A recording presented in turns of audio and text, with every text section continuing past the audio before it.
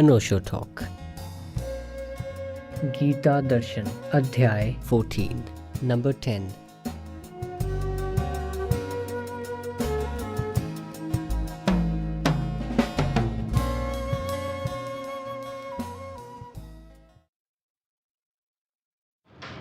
मां च यो व्यभिचारेण भक्तियोगेन सेवते सगुणान् समतीत्यैतान् ब्रह्मभूयाय कल्पते। ब्रह्मणो हि प्रतिष्ठाहम् अमृतस्याव्ययस्य च शाश्वतस्य च धर्मस्य सुखस्यैकान्तिकस्य च। और जो पुरुष अव्यभिचारी भक्ति रूप योग के द्वारा मेरे को निरंतर भजता है, वो इन तीनों गुणों को अच्छी प्रकार उल्लंघन करके सच्चिदानंद घन ब्रह्म एक ही भाव में होने के लिए योग्य होता है।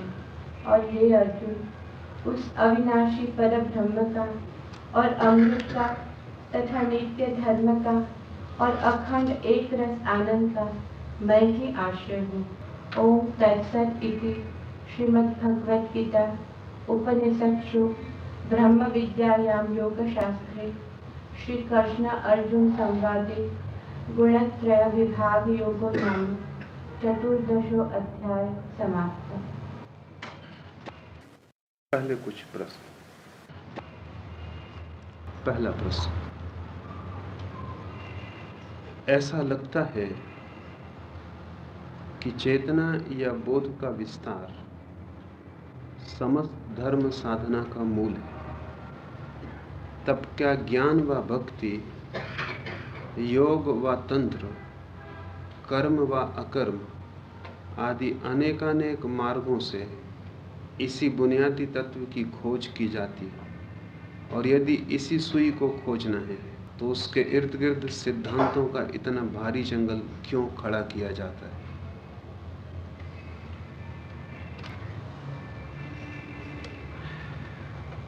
सत्य तो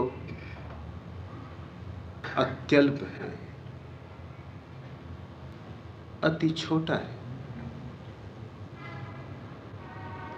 एक क्षण में भी समा जाए, एक शब्द में भी। पर वैसे सत्य को आप समझ ना पाएंगे, उस अणु को आप देख ना पाएंगे। वो सूक्ष्म है, इसी कारण आप उससे चूक जाएंगे। उस छोटे से सत्य को दिखाने के लिए आपकी बुद्धि बहुत सी मांग करती है। सिद्धांतों के जाल सत्य को इंगित करने के लिए नहीं खड़े किए जाते, आपकी बुद्धि की तृप्ति के लिए खड़े किए जाते। और बिना तृप्त हुए आप खोज में संलग्न नहीं हो सकते। आपके सभी प्रश्न व्यर्थ हैं। अर्जुन जो कृष्ण से पूछ रहा है सभी व्यर्थ है। आनंद जो बुद्ध से पूछ रहा है सभी व्यर्थ है। लेकिन वो पूछ रहा है, और जब तक उसे उत्तर न मिल जाए तब तक उसकी यात्रा प्रारंभ न होगी। आप व्यर्थ ही पूछ रहे हो तो भी सद्गुरु को इसके उत्तर देने पड़ेंगे। इतना भर कह देने से कि वो व्यर्थ है आपकी कोई तृप्ति नहीं होगी। इतना भर कह देने से असंगत है, पूछने में कोई सार नहीं, आपकी तृप्ति नहीं होगी। उत्तर देने का यह अर्थ नहीं है कि जो आप पूछ रहे हैं वो सार्थक है। उत्तर देने का इतना ही अर्थ है ताकि आपकी जिज्ञासा घिस घिस के शांत हो जाए। आप पूछ पूछ के थक जाएं। गुरु नहीं थकेगा, उत्तर देता जाएगा। वो आपको थका रहा है। एक ऐसी घड़ी आ जाए जहां आप खुद ही कहने लगे अब पूछना नहीं, अब कुछ करना है। और जब आप कहेंगे अब पूछना नहीं कुछ करना है, तब बात बहुत छोटी है। जिसे छोटे बच्चों को कुछ समझाना हो तो कहानी का जाल खड़ा करना पड़ता है, और बुद्धिमान बच्चों को कुछ समझाना हो तो सिद्धांतों के जाल खड़े करने पड़ते। वे सिद्धांतों के जाल उतने ही बड़े खड़े करने पड़ेंगे जितनी आपकी बुद्धिमत्ता प्रश्न उठाती चली जाएगी। ज़ेन फकीर हुआ रिंझाई। उससे एक सम्राट ने आके पूछा कि जो भी जानने योग्य, जो भी पाने योग्य,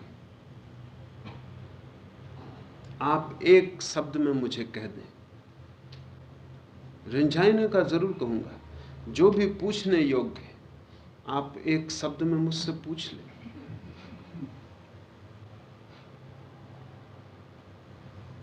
अगर आप एक शब्द में उसे पूछ लेंगे तो मैं एक शब्द में उसे कह दूंगा, और अगर आप मौन में पूछने में समर्थ हो तो एक शब्द की भी कोई जरूरत नहीं।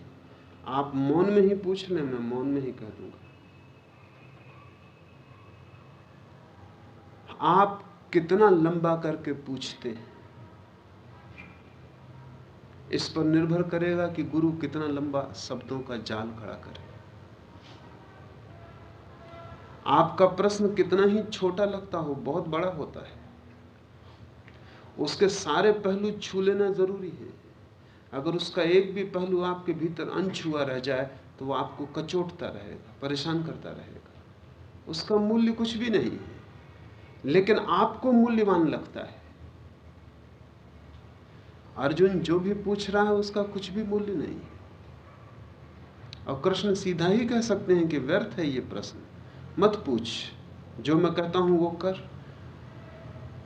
लेकिन अर्जुन को अगर ऐसा कहा जाए कि जो वो पूछ रहा है वो व्यर्थ है, और कृष्ण जो कहते हैं वह वो करे, करना मुश्किल होगा, क्योंकि अर्जुन तिरस्कृत हो गया। और जिस अर्जुन का इतना भी मूल्य नहीं है कृष्ण की आंखों में, उसके प्रश्नों का उत्तर दे, वो अर्जुन कृष्ण पर श्रद्धा भी नहीं कर सकेगा। वो अर्जुन कृष्ण की मान के भी नहीं चल सकेगा। उसकी बुद्धि की खुजली थोड़ी तृप्त होनी जरूरी है। यद्यपि उस खुजली से कुछ हल होने वाला नहीं है। खुजली खुजलाने से और बढ़ती, न केवल बढ़ती है बल्कि लहूलुहान भी कर सकती है, दुख और पीड़ा भी ला सकती, लेकिन उस सीमा तक जाना ही होगा। गुरु को अनंत धैर्य चाहिए। अगर अधीर गुरु हो तो आपके साथ एक क्षण गति नहीं हो सकती। उसको इतना धैर्य तो चाहिए ही जितना धैर्य आप में पूछने का है, इससे ज्यादा थोड़ा चाहिए। आप जब पूछ के चुक जाएं तब भी वो जवाब देने को तैयार है। ये जवाब आपकी जिज्ञासाओं के मूल्य के कारण नहीं दिए जाते हैं। आपकी जिज्ञासाएं समाप्त हो जाएं, गिर जाएं। ये उत्तर प्रश्नों के उत्तर नहीं है, प्रश्नों को गिराने की योजना है। और मन की एक क्षमता है, उस क्षमता के बाद मन गिर जाता है और खुद ही आप कहने लगते हैं कि अब पूछना नहीं, अब कुछ जानना नहीं, अब कुछ करना है, अब कुछ होना है। उस घड़ी की तलाश है। और जब तक आप न पूछें तब तक गुरु कहे कि कुछ करो व्यर्थ है, क्योंकि करना आपको है। और जब तक आपके भीतर ये भाव सजग न हो जाए तब तक इस भाव को पैदा नहीं किया जा सकता। इसलिए बुद्ध जीवन भर बोलते हैं, सुबह से सांझ तक बोल रहे हैं। वे ही प्रश्न लोग फिर पूछते हैं, बुद्ध फिर उत्तर दे रहे हैं, सिर्फ इस धैर्य में कि आप थकोगे। पूछने वाला अनंत नहीं है और जवाब देने वाला अनंत है। वो जो शिष्य खोज रहा है उसकी खोज की सीमा है, और जिस कृष्ण या बुद्ध के पास खोज रहा है उसके सागर की कोई सीमा नहीं। वो आपको थका ही डालेगा। गुरु से जीतने का उपाय नहीं, उससे हार नहीं होगा। वही हार आपकी विजय भी होगी, क्योंकि उसी दिन आप शब्दों के ऊपर उठेंगे। इसे ऐसा समझें, एक कांटा लग जाए तो दूसरे कांटे से उस कांटे को निकालना पड़ता है। आपके पैर में कांटा लगा है, कोई कृष्ण, कोई बुद्ध उसे दूसरे कांटे से बाहर निकालते। आप कह सकते हैं कि मैं एक ही कांटे से परेशान हूं, तुम दूसरा कांटा मेरे पास क्यों ला रहे हो? एक कांटा मेरे पैर में चुभा है, उससे ही पीड़ा पा रहा हूं, तुम और दूसरा चुभा रहे हो। ऊपर से ऐसा ही दिखेगा, दूसरा कांटा भी चुभाना होगा, क्योंकि दूसरा कांटा पहले कांटे को बाहर निकाल सकता है। दोनों कांटे हैं, दोनों में चुभन है, और जब कांटा बाहर निकल आएगा पहला दूसरे कांटे से, तो दोनों फेंक दिए जाएंगे। आपको शब्दों के कांटों की चुभन है, शब्दों के ही कांटों से उन्हें निकालना होगा, और जब निकल आएगी आपकी शब्दों की चुभन, प्रश्न बाहर हो जाएंगे, तो दोनों फेंक दिए जाएंगे। जब अर्जुन ठीक समझ की हालत में आएगा, तो जो उसने पूछा था वो तो व्यर्थ है ही, जो कृष्ण ने कहा था वो भी उतना ही व्यर्थ है। उस दिन वो गीता को आग लगा दे सकता है, और जब तक शिष्य गीता को आग लगाने में समर्थ ना हो जाए, तब तक जानना अभी चुभन मिटी नहीं, अभी पहला कांटा गड़ा है, दूसरे से निकालने की कोशिश चल रही। जब दोनों ही कांटे बाहर हो गए तो दोनों ही फेंकने दिखते हैं। इसलिए सभी शास्त्र व्यर्थ हो जाते हैं, और एक घड़ी जरूर आती है जब आप शास्त्र की तरफ पीठ कर लेते हैं। और जब तक ये घड़ी ना आ जाए, तब तक समझना कि जीवन में अभी वास्तविक क्षण नहीं आया। जब तक शास्त्र व्यर्थ ना हो जाए, तब तक समझना बुद्धि अभी सता रही है, अभी विचार परेशान कर रहे हैं, अभी मन घूम रहा है, भटक रहा है, प्रश्न उठा रहा है, अभी संदेह बाकी है। जब तक शास्त्र आपको मूल्यवान दिखे, तब तक समझना कि संदेह बाकी है। जिस दिन संदेह मिटेगा, उस दिन शास्त्र की कोई भी जरूरत नहीं, क्योंकि शास्त्र संदेह मिटाने के लिए ही उपयोगी है।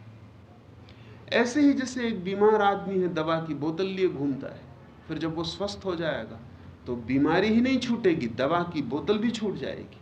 शास्त्र औषधि से ज्यादा नहीं, उनका अपने में कोई भी मूल्य नहीं है। औषधि का क्या मूल्य है अपने में?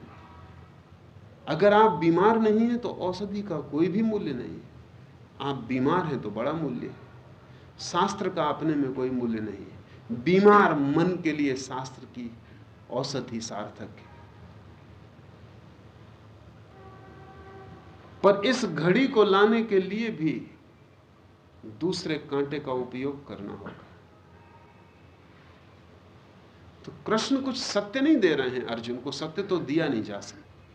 असत्य छीना जा सकता है, सत्य दिया नहीं जा सकता। इसे थोड़ा ठीक से समझ लें। स्वास्थ्य दिया नहीं जा सकता, बीमारी हटाई जा सकती। स्वास्थ्य भीतरी भाव है, इसलिए कोई दुनिया में कोई दवा नहीं जो स्वास्थ्य दे सके। दवा तो सिर्फ बीमारी को काटती है, बीमारी कट जाती है, स्वास्थ्य आपके भीतर उत्पन्न होता है। स्वास्थ्य दवा से भीतर नहीं जाता है,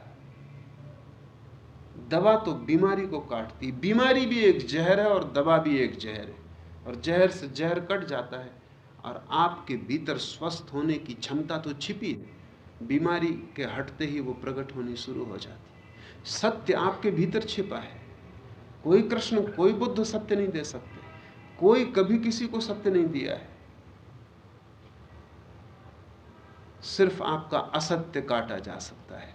ये सिद्धांतों के जाल आपके असत्य को काटने के लिए, और आपने असत्य को इतनी मजबूती से जमाया है तो उसको इतनी ही मजबूती से कोई काटे तो ही काट पाएगा। अर्जुन काफी पैर जमा के खड़ा है, वो अपने संदेह को छोड़ता नहीं, वो अपनी शंकाओं को हटाता नहीं, वो अपनी समस्या को नए रूपों में खड़ा करता जाता है। जितने नए रूपों में वो खड़ा करेगा, कृष्ण उतने नए रूपों से हमला करेंगे। ये बीमारी के लिए औषधि खोजनी होगी। जिस क्षण अर्जुन संदेह से मुक्त हो जाएगा, उसी क्षण कृष्ण चुप और मौन हो जाएंगे। उसी दिन शास्त्र व्यर्थ हो जाएगा, फिर शास्त्र की कोई भी जरूरत नहीं। इतने सिद्धांतों का जाल इसलिए है कि आपने संदेहों का जाल खड़ा कर रखा है। ये तो सिर्फ एंटीडोट है, सिद्धांत संदेह का एंटीडोट है। जितने संदेहशील लोग होंगे, उतने ज्यादा शास्त्रों की जरूरत पड़ जाएगी। जब लोग बिल्कुल संदेहशील नहीं होंगे, शास्त्र तिरोहित हो जाएंगे। जिस गांव में कोई बीमार ना होगा, वहां से डॉक्टर धीरे धीरे विदा हो जाएगा, औषधियां विलुप्त हो जाएंगी। असत्य के कारण इतने शास्त्र हैं, असत्य के लिए इतने शास्त्र हैं, संदेह के कारण इतने सिद्धांत हैं। अगर सिद्धांत कम करने हो तो सिद्धांत कम करने से ना होंगे, संदेह कम करें, सिद्धांत कम हो जाएंगे। आप असंदिग्ध खड़े हो जाएं, आपके लिए एक भी सिद्धांत नहीं है। अगर अर्जुन असंदिग्ध खड़ा होता कृष्ण के सामने, तो कृष्ण एक शब्द भी नहीं बोलते, बोलने का कोई प्रयोजन नहीं था। बीमारी ही ना हो तो औषधि का कोई अर्थ नहीं है।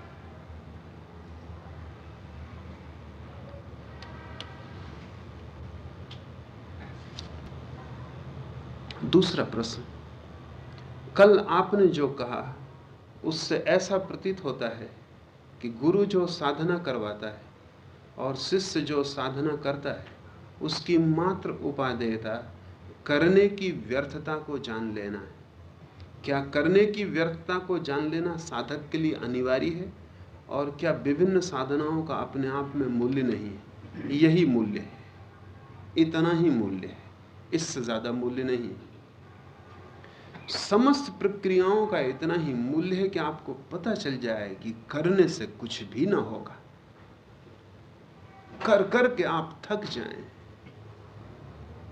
और उस जगह आ जाएं जहां करने की वासना ही ना उठे, जहां लगे करने से कुछ होगा ही नहीं। जिस क्षण भी करने की वासना ना उठेगी, उसी क्षण आप कर्ता से मुक्त हो गए, उसी क्षण अहंकार शून्य हो गया।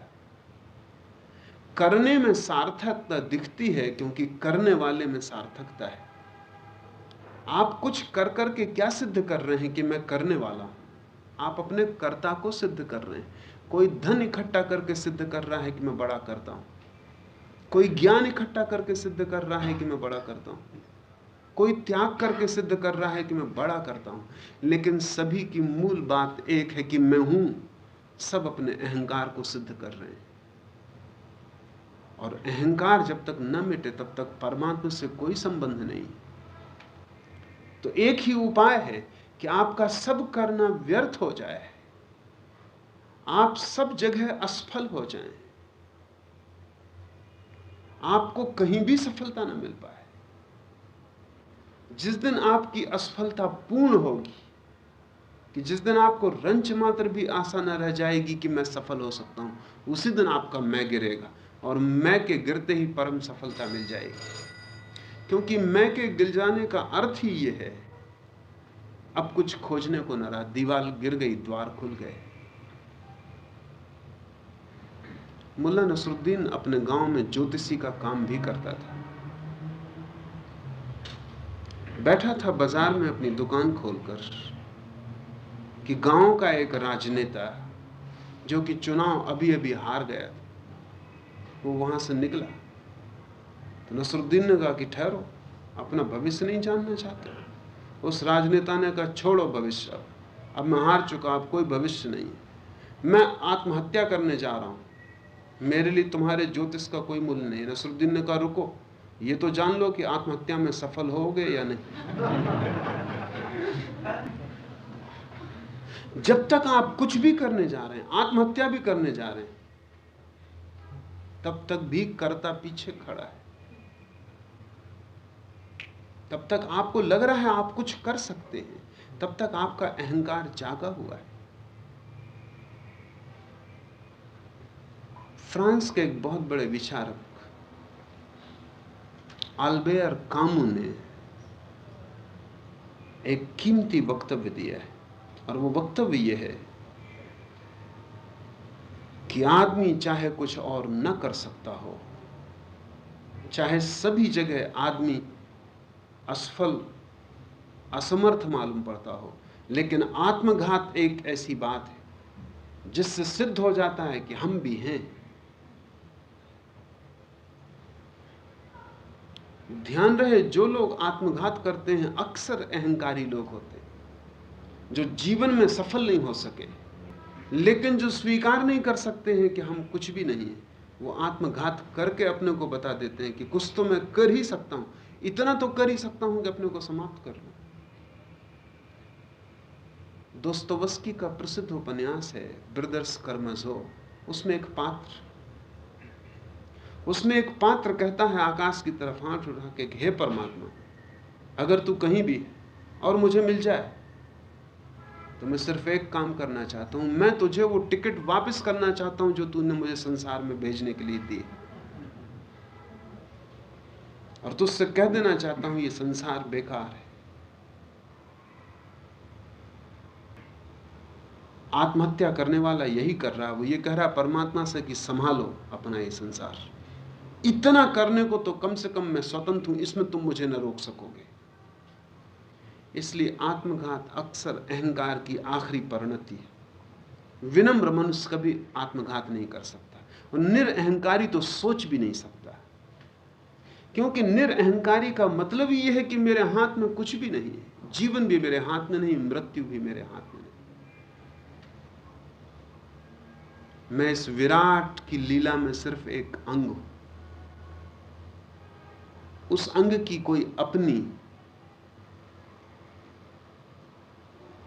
सारे अस्तित्व से टूटी हुई अस्मिता नहीं है, उसका कोई अपना अहम नहीं है। मैं इस विराट का एक हिस्सा हूं, जैसे एक लहर सागर का हिस्सा है। सागर जहां ले जाए वहां लहर चली जाएगी। लहर अपना मार्ग नहीं चुन सकती। लहर ये नहीं कह सकती कि मुझे पूरब जाना है, जाए पूरा सागर पश्चिम, लेकिन मुझे पूरब जाना है। अहंकारी मनुष्य अपने को मिटाने की तत्परता में लगा है, और जितना अहंकारी होगा उतने जल्दी उसे लगेगा कि खत्म कर लूं, क्योंकि जितना अहंकार होगा ज्यादा, उतनी ही जीवन में विफलता मिलेगी। हर जगह अहंकार टूटेगा। साधक का तो एक ही अर्थ है, क्या वो अहंकार तोड़ने के लिए तैयार है। और अहंकार तभी टूटेगा जब कर्ता का भाव मिटे। कर्ता का भाव तब टूटेगा जब सभी कर्म तुम्हारे असफल हो जाएं, तुम्हारी सारी विधियां, तुम्हारी सारी क्रियाएं, तुम्हारे सारे मार्ग व्यर्थ हो जाएं। तुम एक ऐसी जगह पहुंच जाओ जहां तुम कह सको कि मेरे किए कुछ भी नहीं होता, मेरे किए कुछ भी नहीं होगा। ऐसी जो परम विफलता है, इस परम विफलता में ही मनुष्य को पता चलता है कि मैं असहाय हूं। इस परम विफलता में ही उसे पता चलता है कि मेरे भीतर कोई अहंकार का केंद्र नहीं, मैं सिर्फ एक लहर हूं सागर पर। एक तरफ से देखने पर यह विफलता है, और दूसरी तरफ से देखने पर यही जीवन में धर्म का जन्म है, बड़ी से बड़ी सफलता है। एक कोने से संसार की तरफ से देखने पर यह सबसे बड़ी हार है, परमात्मा की तरफ से देखने पर यह सबसे बड़ी विजय है। जो इस हार के लिए राजी नहीं है, वो परमात्मा के जगत में कभी विजय उपलब्ध नहीं करेगा। इसलिए गुरु की सारी चेष्टा ये है। तुम पूछते हो क्या करें, गुरु ये कहे कुछ ना करो, उससे तुम्हें तृप्ति ना मिलेगी। तुम पूछते हो क्या करें, गुरु तुम्हें देता है कि कुछ करो। कर करके वो तुम्हें उस जगह लाएगा जहां तुम खुद ही कहने लगोगे करने से कुछ भी नहीं होता। वो तुम्हें ना करने की अवस्था में ला रहा है। हालांकि तुम करने से ना करने की अवस्था में न जाओगे, तुम कुछ रास्ते निकालोगे। तुम कहोगे कि मुझे प्रकाश दिखाई पड़ने लगा। तुम कुछ करके पा रहे हो, ये तुम बताओगे गुरु को जा जाके। तुम कहोगे कि मुझे लाल नीले रंग दिखाई पड़ रहे हैं। तुम कहोगे अब मुझे ओंकार का नाद सुनाई पड़ने लगा। तुम कहोगे मेरी कुंडलनी जागृत हो रही है। तुम हजार तरकीबें निकालोगे ये सिद्ध करने की कि जो मैं कर रहा हूं वो विफल नहीं हो रहा है, वो सफल हो रहा है। तुम अपने अहंकार को बचाने के सब उपाय करोगे, लेकिन अगर तुम्हें सौभाग्य से सदुगुरु मिल गया हो तो वो तुम्हारे एक उपाय चलने न देगा। वो कहेगा ये कुंडलनी, ये सब बकवास है, ये सब तुम्हें वहम है, तुम सपना देख रहे हो, बंद करो ये बात। ये रंग बिरंगे चित्र जो तुम्हें दिखाई पड़ रहे हैं ये स्वप्न से ज्यादा नहीं। ये तुम्हें जो प्रकाश दिखाई पड़ रहा है ये तुम्हारी कल्पना है। सदगुरु तो तुम्हें टिकने नहीं देगा। तुम कितनी ही सफलता की खबर लाओ, वो तुम्हें विफल करता रहेगा। और अगर तुम भाग ही ना गए उसके पास, तो वो तुम्हें जरूर उस जगह ले आएगा, धीरे धीरे तुम्हारी सामर्थ्य के अनुसार ही लाएगा। उस जगह ले आएगा जहां तुम कहोगे कि करने से कुछ भी नहीं होता, और जिस दिन तुम समझोगे करने से कुछ नहीं होता, उसी दिन कर्तापन विलीन हो जाएगा। और उस कर्तापन के विलीन होने के क्षण में ही तुम्हारी बूंद में पूरा सागर उतर आएगा, उसी क्षण सब कुछ हो जाएगा। जब तुम मिट जाओगे तो सब कुछ हो जाएगा।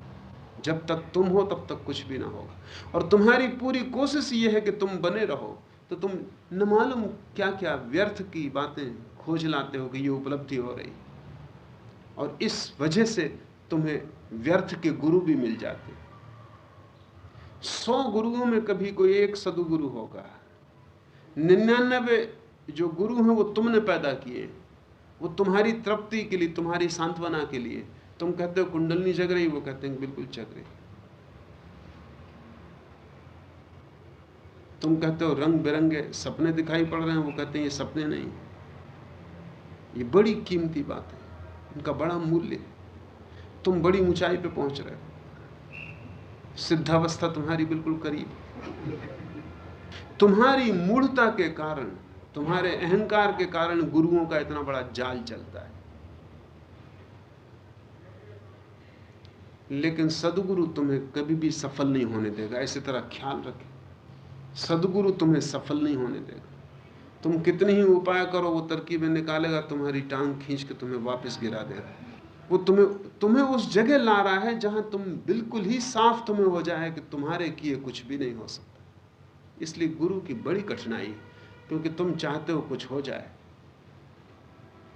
और तुम्हें समझाने बुझाने के लिए वो तुम्हारा सिर थपथपाता रहता है कि हाँ ठहरो, कल होगा, परसों होगा, रुको। और जब भी कुछ होता है तब उसकी चेष्टा होती है कि ये तुम इसको मूल्य मत दो, और वो कहता है रुको, कल होगा, क्योंकि कल तक तुम्हें रोकना भी जरूरी। तुम भाग जा सकते हो, तुम्हें भविष्य की आशा देनी जरूरी। तुम्हारे अतीत को मिटाना है, तुम्हारे भविष्य को भी मिटाना है, लेकिन तुम रुकोगे तभी ये हो सकता है। तो तुम्हें आशा देता है कि ठहरो। एक दिन अगर तुम रुके ही रहे, और अगर तुमने साहसपूर्वक प्रयत्न किया और सब प्रयत्न तुम्हारे असफल हो गए, जब मैं कह रहा हूं सब प्रयत्न, तो मेरा मतलब समझ लें सब प्रयत्न, कुछ बाकी ना रहा करने को, सारी आशा तिरोहित हो गई, कोई किरण ना रही आशा की। उस गहन अंधकार में ही महासूरी का जन्म। उस दिन तुम खाली हो जाओगे।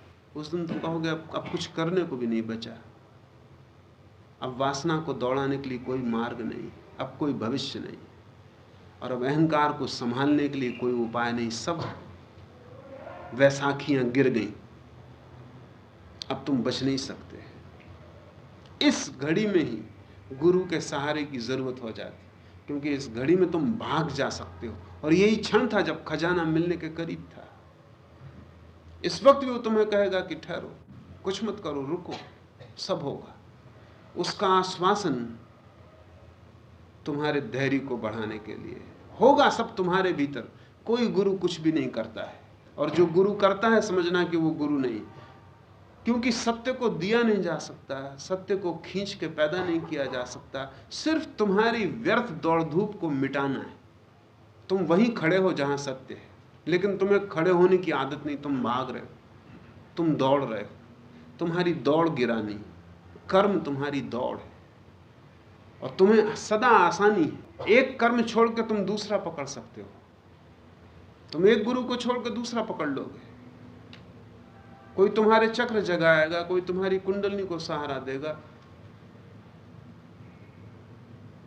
कोई कुछ और सिखाएगा। तुम गुरु बदलते रहोगे, तुम विधि बदलते रहोगे, लेकिन तुम अपने को मजबूती से पकड़े रहोगे। सदगुरु की छाया में तुम्हें मिटना पड़ेगा, और जिनकी मिटने की तैयारी हो वे ही केवल सत्य को पा सकते हैं। तो निश्चित ही सारी विधियों की एक ही उपादेयता है, वो है करने की व्यर्थता को जान लेना। करने की व्यर्थता जान ली कि होने की सार्थकता समझ में आ जाती। और होना और करना बिल्कुल विपरीत है। करना बाहर है, होना भीतर है। जब करना बिल्कुल बंद हो जाता है तो होने होने का सूर्य प्रकट होता है, फूल खिलता है। किसी भी भांति प्रश्न से तुम्हें छुटकारा चाहिए, लेकिन अगर तुमसे सीधा कह दिया जाए कि तुम सब करना छोड़ दो, तो तुम्हें बात समझ में ही ना आएगी। तुम्हें इंच इंच तैयार करना पड़ेगा, एक एक मार्ग से तुम्हें ले जाना पड़ेगा, और एक एक मार्ग व्यर्थ होने लगे और तुम्हें दिखाई पड़ने लगे कि करने से कुछ होने वाला नहीं, क्योंकि जो है वो मेरे बिना किए हुए मेरे भीतर मौजूद है। अगर मैं एक क्षण को भी कर्म को छोड़ दूं, कर्म की चंचलता हट जाए, तो उस अचंचल स्थिति में वो प्रकट हो जाए। लेकिन हम अपने को धोखा देने में कुशल हैं। मनुष्य की बड़ी से बड़ी कुशलता है सेल्फ डिसेप्शन, आत्मवंचना। और हम इस तरकीब से धोखा देते कि हम खुद ही नहीं पहचान पाते कि हमने अपने को धोखा दिया। मुल्ला नसरुद्दीन एक बाजार से गुजर रहा है, एक आम वाले का ठेला खड़ा है और आम वाला उस तरफ मुंह करके किसी से बात कर रहा है, तो उसने एक आम उठा के अपने झोले में डाल दिया। फिर उसकी आत्मा कचोटने लगी, फिर उसे लगा कि चोरी करना तो ठीक नहीं, और बेचारे आम वाले को धोखा दे दिया। गरीब आदमी है और गरीब को धोखा देना उचित नहीं, ये मैंने पाप किया। तो वो वापस गया, झोले से आम निकाला और आम वाले से कहा कि आम बदल दो। आम वाले ने समझा कि खरीदा होगा इसने, तो उसने बेचारे ने बदल दिया। तब वो प्रसन्नता से घर लौटा। उसने कहा पहला तो मैंने चुराया था, दूसरा उसने खुद ही दिया है।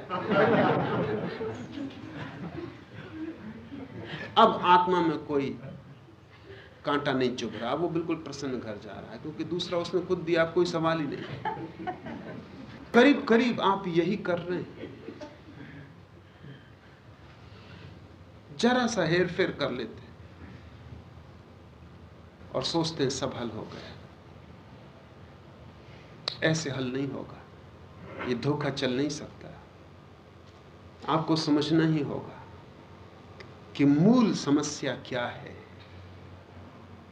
मूल समस्या इतनी है कि जो आपको मिला ही हुआ है उसको आप पाने की कोशिश कर रहे हैं।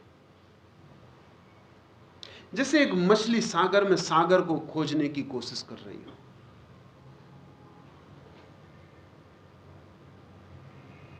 बड़ी कठिनाई। गुरु क्या कर सकता है इस मछली के लिए? एक ही उपाय है कि किसी भांति इस मछली को पानी के बाहर खींच ले, ताकि ये तड़फने लगे, और ये तड़फ जाए रेत पर 2 क्षण, वापस इसको सागर में डाल दे, तो ये फौरन पहचान जाएगी कि मैं सागर में सदा से थी। लेकिन जब तक ये सागर से अलग नहीं हुई, तब तक इसको पता भी नहीं चल रहा। आप परमात्मा में हैं, जैसे मछली सागर में। जैसे मछली सागर के बिना नहीं हो सकती, आप परमात्मा के बिना नहीं हो सकते। वो आपके होने का ढंग है, वो आपके होने का आधार है। तो गुरु क्या करे? आप उससे पूछते मैं क्या करूं परमात्मा को पाने के लिए, और वो देख रहा है कि मछली पानी में तैर रही, और पूछती पानी को पाने के लिए क्या करूं, तो आपको कुछ विधि बताता। वो विधियां सब ऐसी हैं कि जिनसे आप तड़फ जाएंगे, जिनसे आप क्षण भर के लिए उस बेचैनी से भर जाएंगे जो आपको सागर से अलग कर दे, एक क्षण को भी। और जैसे ही वो अलग होने की व्यर्थता और पीड़ा आपको पता चलेगी, आप वापस सागर में गिर जाएंगे। उस सागर में गिरना ही परमात्मा से मिलना हो जाए। सारी खोज की दुविधा, समस्या, उलझाव यही है कि हम उसे खोज रहे हैं जो मिला ही हुआ है। और गुरु को आपको वही दिखाना है जो आप देख ही रहे हैं।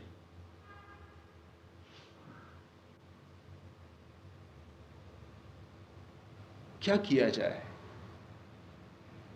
मैं एक कहानी कहता रहा हूं। एक आदमी ने शराब पी ली। शराब पी के रात वो अपने घर लौटा।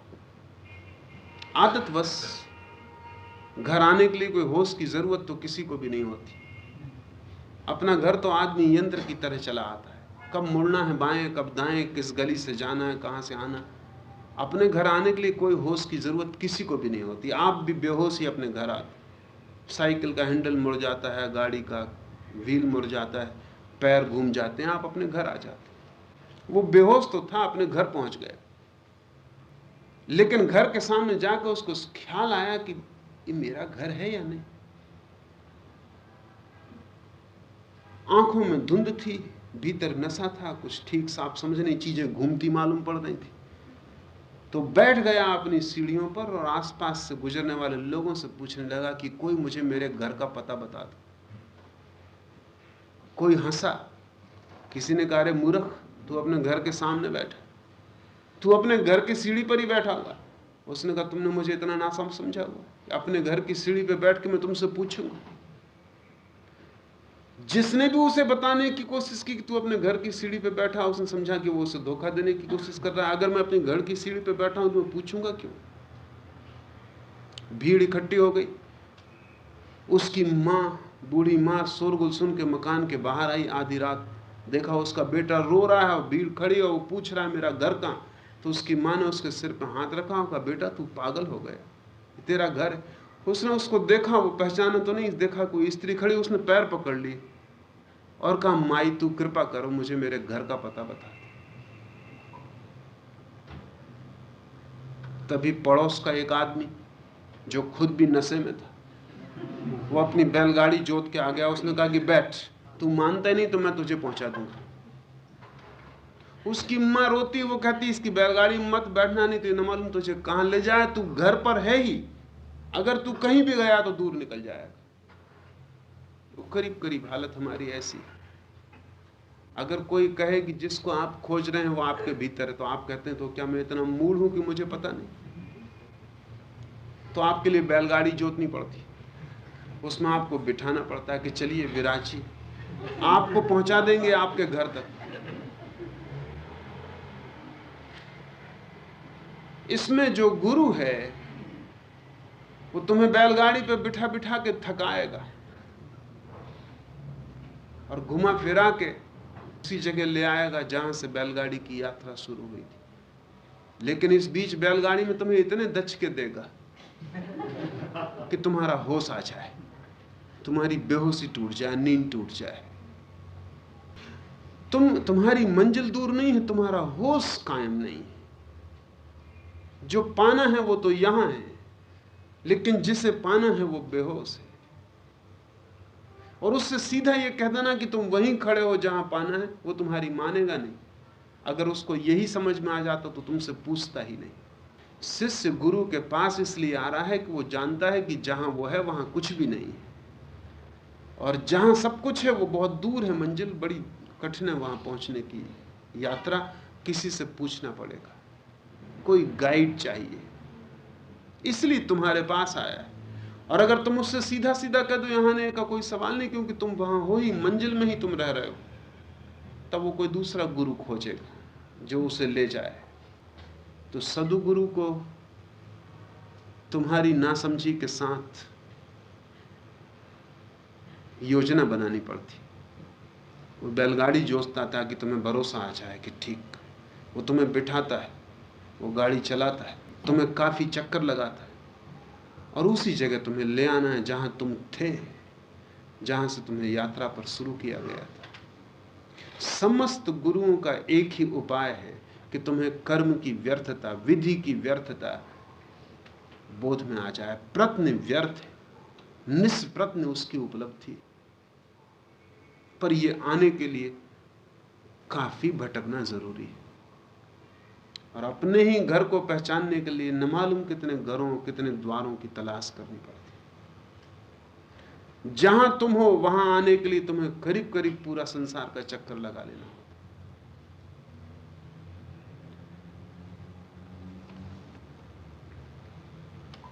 तीसरा प्रश्न, गुणातीत में जाने के लिए आपने साक्षी भाव का प्रयोग बताया। लगता है आपकी सारी शिक्षा का केंद्रीय तत्व साक्षित्व है। वर्षों से मैं आपको सुनता हूं और संभवतः साक्षित्व का प्रयोग भी करता हूं, लेकिन क्षितिज की तरह वह मुझसे जहां का तहां खड़ा मालूम होता है। कृपा करके बताएं कि मेरी भूल क्या है। बस इतनी ही भूल है कि ये साक्षी भाव को भी आप क्रिया बना लिए। आप सोचते हैं आप साक्षी भाव साधते, साक्षी भाव भी आपको कुछ करने जैसा मालूम होता है। एक भूल, साक्षी भाव कृत्य नहीं, समस्त कृत्यों के प्रति बोध का भाव है। इसलिए साक्षी भाव स्वयं कृत्य नहीं, साक्षी भाव के लिए कुछ करना नहीं पड़ता। जो भी आप करते हैं उसको देखना है। और साक्षी भाव को अगर आप कर्म बना लेंगे तब तो फिर आपको इसको भी देखना पड़ेगा, इसके पीछे फिर आपको पुनः साक्षी होना पड़ेगा। साक्षी अंतिम, उसके पीछे जाने का कोई उपाय नहीं। इसलिए आप साक्षी भाव को कर्म मत बनाएं, उसे सहज रहने दें। जरा कठिन है, क्योंकि हम सब चीज को कर्म बना लेते हैं। हम साक्षी भाव को भी साधने लगते हैं। ये वैसा ही है जैसे किसी आदमी को मैं कहूं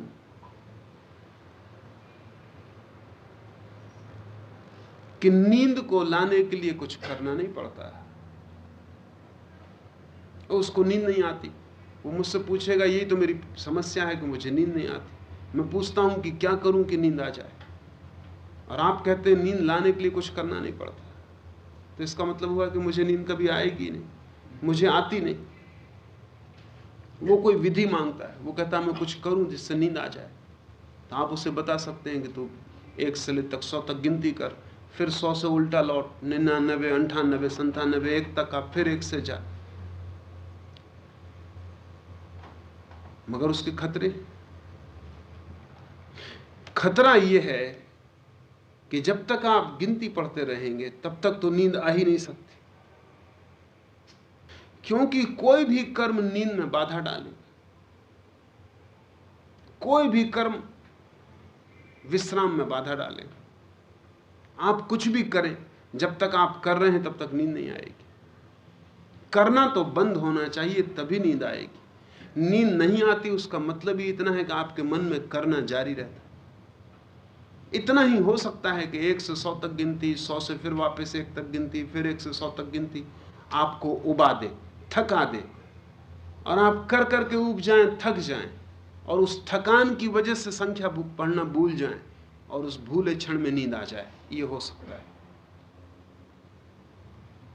लेकिन नींद तो तभी आएगी जब करना छूट जाएगा।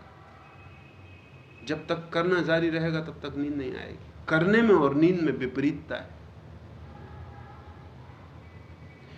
ठीक ऐसी ही साक्षी भाव की दशा है। आप कुछ भी करें, साक्षी भाव नहीं हो पाएगा, क्योंकि जो भी आप करेंगे उसमें कर्ता हो गए। साक्षी का मतलब ही यह है कि मैं कर्ता नहीं बनूंगा, मैं सिर्फ देखूंगा। मैं किसी तरह का कर्ता भाव पैदा नहीं होने दूंगा। लेकिन आप कहते हैं कि मैं सिर्फ देखूंगा, तो मैं देखने का कर्म करूंगा, तो आप अकड़ जाएंगे, और अकड़ के देखेंगे वो कर्तृत्व हो गया, साक्षी भाव हो गया। साक्षी भाव तो सहज, उसके लिए अकड़ नहीं चाहिए, उसके लिए कोई करने की बात नहीं चाहिए, करने का कोई सवाल ही नहीं। मगर क्या करें आप, साक्षी भाव पास में नहीं, आप तो करेंगे ही। जब तक आप करेंगे तब तक साक्षी भाव नहीं सकेगा। इसलिए आप कहते हैं संभवता साक्षित्व का प्रयोग कर रहा हूं, नहीं तो संभवता का ख्याल नहीं आया। अगर साक्षी का प्रयोग हो रहा है तो हो रहा है, संभव की क्या बात है। आप कभी नहीं कहते कि संभवता मैं जिंदा हूं। आप जिंदा हैं तो आप जानते हैं जिंदा हैं। मर गए तो बात खत्म हो गई, संभवता कहने वाला भी नहीं रहा। साक्षी भाव अगर होगा तो होगा, नहीं होगा तो नहीं होगा। संभव का अर्थ ही ये हुआ कि आप साक्षी भाव को एक क्रिया बना लिए, आप कोशिश कर रहे हैं। कोशिश से ही तो साक्षी भाव मिट जाए। आप कोशिश मत करें, जो भी होता है उसे देखें। कभी साक्षी भाव हो जाए तो ठीक, न हो तो ठीक, लेकिन कोशिश मत करें। साक्षी भाव को छोड़ दें अपने पर। एक क्षण को भी आ जाए 24 घंटे में तो काफी है। बस उतनी देर देख लें, जब ना आए फिक्र न करें। जब साक्षी भाव आए तो उसे देख लें, और जब ना आए तो उसके ना आने को देखते रहें। जब दृष्टा सध जाए तो उसको देख लें, जब दृष्टा खो जाए तो उसको देख लें। गुरजीएफ इस संबंध में बहुत कीमती है। गुरजीएफ से ऑस्पिंस्की ने पूछा है कि मैं, क्योंकि गुरजीएफ की साधना थी सेल्फ रिमेंबरिंग की, उसको साक्षी भाव कहें, स्वयं का स्मरण बनाए रखना। कभी कभी भूल जाएगा, कभी कभी खो जाएगा।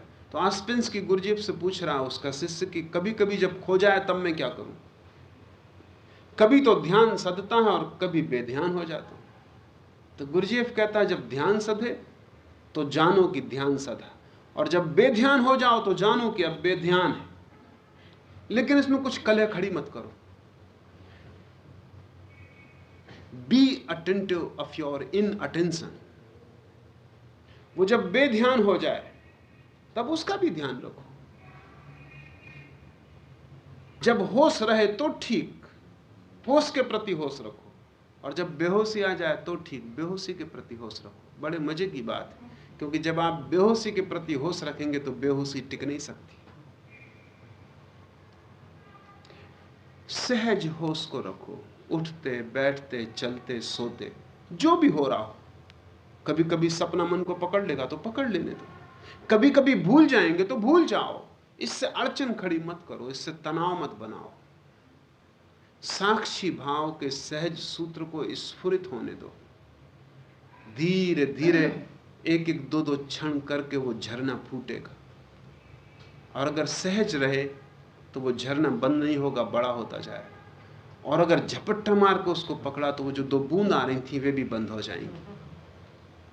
कुछ चीजें हैं जिनको झपट्टे से नहीं पकड़ा जा सकता, उसमें वो मर जाती हैं। वो बहुत कोमल है, अति कोमल है, बहुत डेलिकेट, नाजुक है।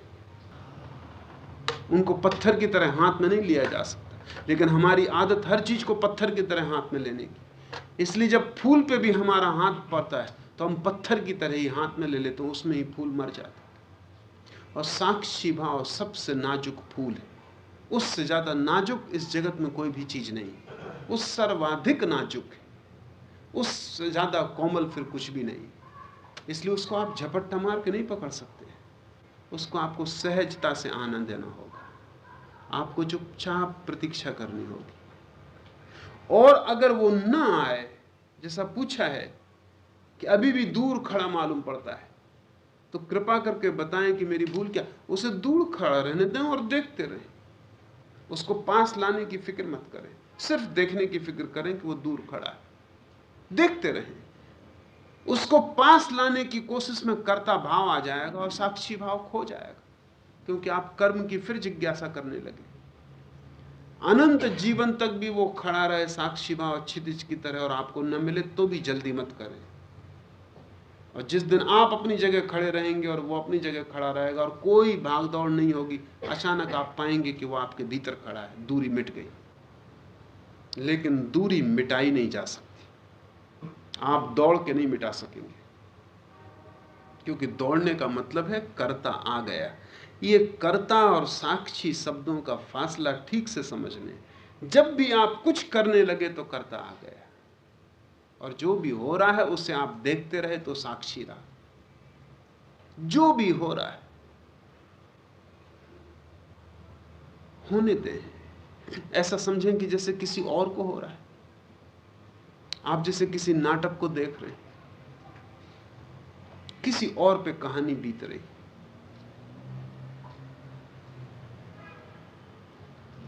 दूरी, उसमें इतने ज्यादा डूबे मत, उसकी वासना ना बनाएं। नहीं तो हम सोचते हैं पहले कि जैसे और चीजें मिल जानी चाहिए, साक्षी भाव भी मिल जाना चाहिए, उसकी वासना बनाते। जितने जोर से हम वासना बनाते हैं उतनी दूरी हो जाती। साक्षी भाव आपके लाने से नहीं आएगा, आपके मिट जाने से आएगा। और मिटने की सुगमतम कला एक ही है कि आप करने के साथ अपने को मत जोड़ें, सिर्फ देखने के साथ जोड़ें। इसलिए हमने परम साधना के सूत्र को इस मुल्क में दर्शन कहा है। दर्शन का मतलब है सिर्फ देखने की कला, जरा भी कुछ ना करें।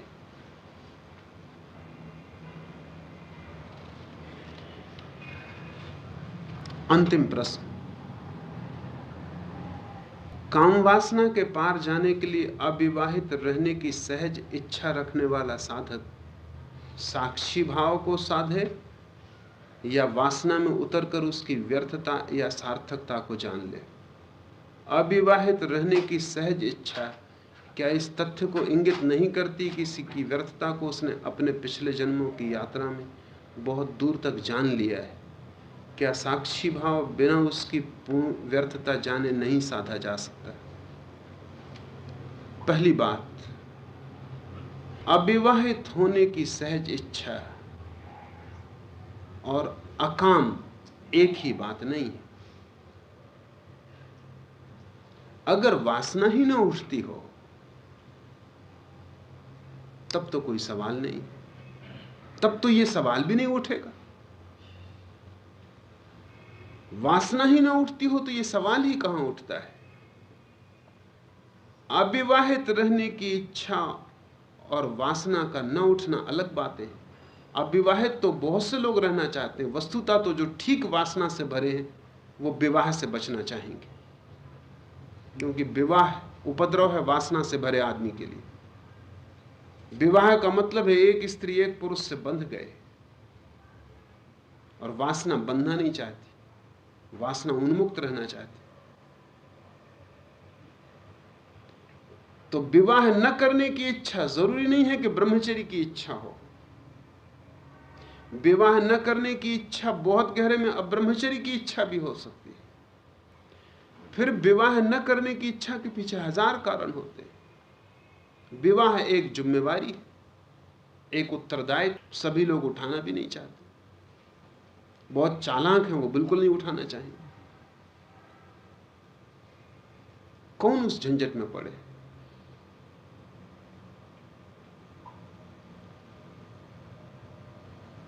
लेकिन वासना का न होना दूसरी बात है। विवाह का वासना से कोई लेना देना नहीं। बिना वासना के आदमी विवाह कर सकता है किन्हीं और कारणों से। एक नौकरानी रखना भी महंगा है घर में, एक पत्नी से ज्यादा सस्ता कोई भी उपाय नहीं। बिना वासना के आदमी विवाह कर सकता है, और वासना से भरा हुआ आदमी विवाह से बच सकता है। इसलिए विवाह और वासना को पर्यायवाची ना समझे। चारों तरफ विवाह का दुख दिखाई पड़ता है, जिसमें थोड़ी भी बुद्धि है वो विवाह से बचना चाहेगा। मुल्ला नसरुद्दीन की पत्नी उससे पूछ रही कि क्या नसरुद्दीन कभी तुम्हारे मन में ऐसा भी ख्याल उठता है कि मुझसे तुमने विवाह न किया होता तो अच्छा होता? या ऐसा ख्याल उठता है कभी कि मैंने, नसरुद्दीन की पत्नी ने, किसी और से विवाह कर लिया होता तो अच्छा? नसरुद्दीन ने कहा कि मैं किसी दूसरे का बुरा क्यों चाहने लगा। एक भावना जरूर मन में उठती है कि तू अगर सदा कुंवारी रहती तो अच्छा। वो चारों तरफ विवाह आप देख रहे हैं, वहां जो दुख फैला हुआ, हर बच्चे को उसके घर में दिखाई पड़ रहा, उसके माँ बाप का दुख, बड़े भाइयों उनकी पत्नियों का दुख। विवाह एक नरक है, चारों तरफ फैला हुआ। बड़ी गहरी वासना है, इसलिए हम फिर भी विवाह में उतरते नहीं तो बहुत मुश्किल हो जाएगा। अंधे हैं बिल्कुल, शायद इसलिए बिल्कुल समझ से नहीं चलते, या हर आदमी को एक ख्याल है भीतर कि मैं अपवाद हूं, इसलिए ये सब लोग दुख भोग रहे हैं, मैं थोड़ी भोगूंगा। हर आदमी को ये ख्याल है। अरब में कहावत है कि परमात्मा हर आदमी को बना के उसके कान में एक बात कह देता है कि तुझे मैंने अपवाद बनाया, तेरे जैसा मैंने कोई बनाया ही नहीं, तू नियम नहीं है, तू एक्सेप्शन है। और हर आदमी इसी वहम में जीता है। आप अपनी तरफ 50 आदमियों को मरते देखें उसी गड्ढे में, आप अकड़ से चलते जाएंगे कि मैं थोड़ी, मैं बात ही अलग हूं। इस अपवाद के कारण आप विवाह में उतरते नहीं तो आंख खोलने वाला है। विवाह की घटना चारों तरफ घटी हुई है, उसमें कहीं कोई छिपा हुआ नहीं है मामला। जरा भी समझ होगी तो आप में विवाह की सहज इच्छा न पैदा होगी, लेकिन इसका यह अर्थ नहीं हुआ कि आप में ब्रह्मचर्य की इच्छा पैदा हो रही। ब्रह्मचर्य बड़ी दूसरी बात है। अकाम बड़ी दूसरी बात है।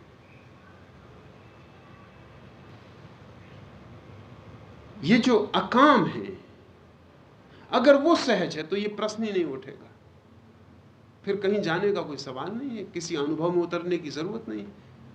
जिस बात की मन में वासना नहीं उठ रही उसके अनुभव में उतरने का प्रयोजन क्या है?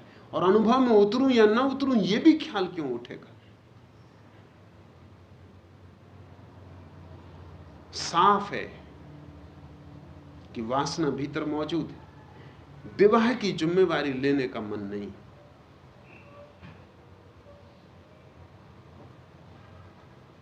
मन चालाक है और वो होशियारी की बातें कर रहा है। तो मैं कहूंगा कि अगर मन में वासना हो तो वासना में उतरना ही उचित है। उतरने का मतलब ही नहीं कि आप साक्षी भाव खो दें, उतरें और साक्षी भाव कायम रखें। उतरेंगे तभी साक्षी भाव को कसौटी भी है, और अगर नहीं उतरे तो साक्षी भाव तो साधना मुश्किल है और वासना सघन होती जाएगी और मन में चक्कर काटेगी और मन को अनेक तरह की विकृतियों में, परवर्शंस में ले जाएगी, जिनको हम साधु संत कहते हैं। आमतौर से विकृत मनो की अवस्था में पहुंच जाते। मुल्ला नसरुद्दीन मरा, उसके बहुत शिष्य भी थे। इस दुनिया में शिष्य खोजना जरा भी कठिन मामला नहीं, अनेक लोग उसे मानते भी थे। कुछ दिनों बाद उसका एक शिष्य भी मरा, तो जाकर उसने पहला काम स्वर्ग में तलाश का किया कि नसरुद्दीन कहाँ। पूछा ताछा, फिर किसी ने खबर दी कि नसरुद्दीन वो सामने जो एक सफेद बदली उस पे मिलेगा। वो भागा हुआ शिष्य अपने गुरु के पास पहुंचा, वहां जाकर उसने देखा तो बहुत चकित रह गया। बूढ़ा नसरुद्दीन एक अति सुंदर स्त्री को अपनी गोद में बिठाया हुआ। उसने मन में सोचा कि मेरा गुरु, और ये तो सदा विपरीत बोलता था स्त्रियों के और ब्रह्मचर्य के बड़े पक्ष में समझाता था, ये क्या हो गया। लेकिन तब उस तत्क्षण ख्याल आया उसके अचेतन से कि नहीं नहीं, ये परमात्मा का दिया गया पुरस्कार होगा। ये जो स्त्री, मेरे गुरु ने इतनी साधना की और इतनी तपश्चर्या करता था और इतना ज्ञानी था कि जरूर उसको पुरस्कार में ये सुंदरतम स्त्री मिली। तो वो भागा हुआ गया, उसने कहा धन्य भाग और परमात्मा का अनुग्रह, प्रभु की कृपा, कैसा पुरस्कार तुम्हें मिला। नसरुद्दीन ने कहा पुरस्कार, ये मेरा पुरस्कार नहीं है, इस स्त्री को मैं दंड की तरह मिला हूं।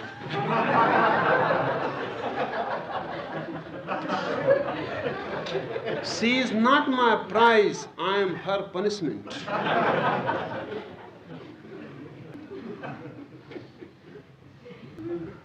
लेकिन उस शिष्य के मन में अचेतन में यह ख्याल आ जाना कि ये पुरस्कार मिला हो, इस बात की खबर है कि वासना कायम है और इसको पुरस्कार मानती है। इसलिए ऋषि मुनि भी स्वर्ग में किस पुरस्कार की आशा कर रहे हैं? अप्सराएं, शराब के चश्मे, कल्प वृक्ष, उनके नीचे ऋषि मुनि बैठे हैं और भोग रहे हैं। तो जो आप छोड़ रहे हैं वो छोड़ नहीं रहे हैं, वो कुछ सौदा है गहरा और उसमें पुरस्कार की आशा कायम है। ये इस बात की सूचना है कि ये मन विकृत है, ये स्वस्थ मन नहीं है। जिन जिन के स्वर्ग में अप्सराओं की व्यवस्था है उनका ब्रह्मचर्य परवर्टेड, विकृत है। और जिनने स्वर्ग में शराब के चश्मे बहाए उनके शराब का त्याग बेईमानी है, झूठा है। जो वो यहां नहीं पा सकते या यहां जिसको छोड़ने को कहते हैं वहां उसको पाने का इंतजाम कर लेते हैं। ये मन की दौड़ साफ, ये गणित सीधा है। तो मैं तो कहूंगा कि बजाय वासना को दबाने, विकृत करने के, साक्षी भाव से उसमें उतर जाना उचित। संसार एक अवसर है, यहां जो भी है अगर उसका जरा भी मन में रस है तो उसमें उतर जाएं, भागे मत, नहीं तो वो स्वर्ग तक आपका पीछा करेगा, आखिरी क्षण तक आपका पीछा रहेगा। उसमें उतर ही जाएं, उसका अनुभव ले ही लें। अनुभव मुक्तिदायी है अगर होश कायम रखे, नहीं तो अनुभव पुनरुक्ति बन जाता है और नए चक्कर में ले जाता है। इसलिए मैं ये नहीं कह रहा हूं कि मात्र अनुभव से आप मुक्त हो जाएंगे। अनुभव और साक्षी का भाव संयुक्त हो तो आप मुक्त हो जाएंगे। अकेला अनुभव हो तो आपकी आदत और गहरी होती जाएगी और फिर आदत के बस आप दौड़ते रहेंगे। और अकेला साक्षी भाव हो और अनुभव से बचने का डर हो तो वो साक्षी भाव कमजोर है और झूठा है, क्योंकि साक्षी भाव को कोई भय नहीं है। न किसी चीज के करने का भय है और न ना करने का भय है। साक्षी भाव को कर्म का प्रयोजन ही नहीं है। जो भी हो रहा है उसे देखता रहेगा। तो साक्षी मंदिर में बैठा हो कि वैश्यालय में, कोई फर्क नहीं पड़ता, क्योंकि साक्षी का काम सिर्फ देखने का है। कथा है बौद्ध साहित्य में, आनंद एक गांव से गुजर रहा है, बुद्ध का शिष्य। और कथा है कि एक वैश्या ने आनंद को देखा। आनंद सुंदर था। संन्यास्त व्यक्ति अक्सर सुंदर हो जाते और संन्यास्त व्यक्तियों में अक्सर एक आकर्षण आ जाता है जो गृहस्थ में नहीं होता। एक व्यक्तित्व में आभा आ जाती। वो वैश्या मोहित हो गई। और कथा यह है कि उसने कुछ तंत्र मंत्र किया। बुद्ध देख रहे हैं दूर अपने वन में वृक्ष के नीचे बैठे। दूर घटना घट रही है, आनंद बहुत दूर है, लेकिन कथा यह कि बुद्ध देख रहे हैं। बुद्ध देख सकते हैं, वो देख रहे हैं। बुद्ध के पास सारीपुत्र उनका शिष्य भी बैठा हुआ, वो भी देख रहा है। सारीपुत्र बुद्ध से कहता है आप आनंद को बचाएं, वो किसी मुश्किल में ना पड़ जाए, क्योंकि स्त्री बड़ी रूपवान है और उसने बड़ा गहरा तंत्र मंत्र फेंका है और आनंद कहीं ठगा ना जाए। लेकिन बुद्ध देखते रहते। अचानक बुद्ध उठ के खड़े हो जाते और सारीपुत्र से कहते हैं अब कुछ करना होगा। तो सारीपुत्र कहता है अब क्या हो गया जो आप करने के लिए कहते हैं? अब तक मैं आपसे कह रहा था कुछ करें, आप चुप बैठे रहे। जो बीमारी शुरू हो उसे पहले ही रोक देना उचित है। बुद्ध ने कहा बीमारी अब तक शुरू नहीं हुई थी, अब शुरू हुई। आनंद मूर्छित हो गया, साक्षी भाव हो गया। अभी तक कोई डर नहीं था, वैश्या हो, सुंदर हो, कुछ भी हो, अभी तक कोई भय न था। और आनंद उसके घर में चला जाए, रात वहां टिके, कोई भय की बात नहीं थी। अब भय खड़ा हो गया। लेकिन सारीपुत्र बड़ा चकित है, क्योंकि आनंद अब भाग रहा है। वैश्या बहुत दूर रह गई। जब बुद्ध कहते हैं भय हो गया, तब आनंद वैश्या से दूर निकल गया है भाग के, और उसने पीठ कर ली। वो लौट के भी नहीं देख रहा। लेकिन बुद्ध खड़े हैं और वो कहते हैं इस समय आनंद को सहायता की जरूरत है। सारीपुत्र कहता आप भी अनूठी बातें करते। जब वैश्या सामने खड़ी थी और आनंद उसको देख रहा था और डर था कि वो लोभित हो जाए, मोहित हो जाए, तब आप चुपचाप बैठे रहे।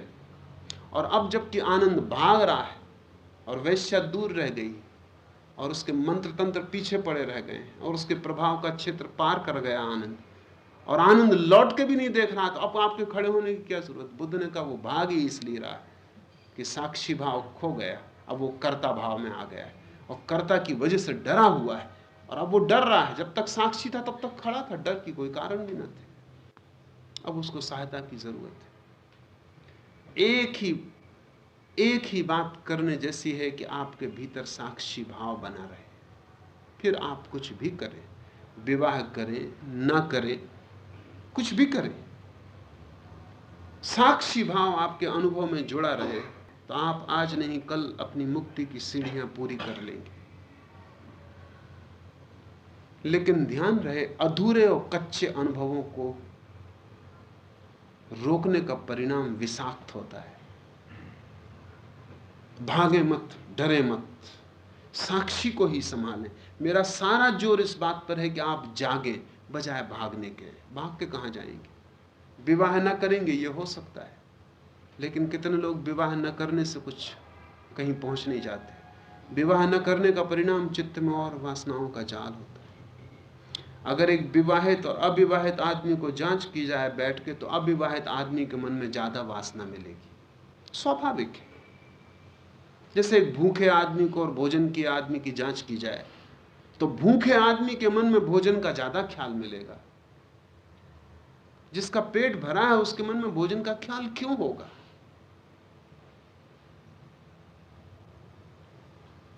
तो जब तक आपको भीतर का साक्षी ही न जगने लगे, तब तक जीवन के किसी अनुभव से अकारण अधूरे में अधकचरे में भागना उचित नहीं। उस भय से कोई किसी सिद्धि को प्राप्त नहीं होता है। सारा जीवन अनुभव के लिए है। ये ऐसा ही है जैसे हम किसी विद्यार्थी को विश्वविद्यालय भेजते हैं और वो वहां परीक्षाओं से बचने लगे।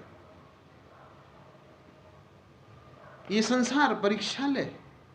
वहां आपकी चेतना इसीलिए है ताकि अनुभवों से गुजर के परिपक्व हो जाए। तो मैं तो कहूंगा सब अनुभव भोग ले। बुरे को भी अगर जरा भी रस हो बुरे में तो उसको भी भोग ले। बस इतना ही ख्याल रखें कि भोगते समय में भी होश बना रहे, तो आप मुक्त हो जाएंगे। और अगर आप डरे, जिम्मेदारी से बचना चाहा, तो वासनाएं विकृत हो जाएंगी और भीतर मन में घूमती रहेंगी। उन विकृत वासनाओं के परिणाम कभी भी मुक्तिदायी नहीं है। स्वास्थ्य से तो कोई मुक्त हो सकता है, विकृति से कोई मुक्त नहीं हो सकता। तो सहज हो, स्वाभाविक हो, और जो भी मन में उठता हो उसको उठने दें, उसको पूरा भी होने दें। सिर्फ एक ही बात ख्याल रखें कि पीछे एक देखने वाला भी खड़ा रहे और देखता रहे।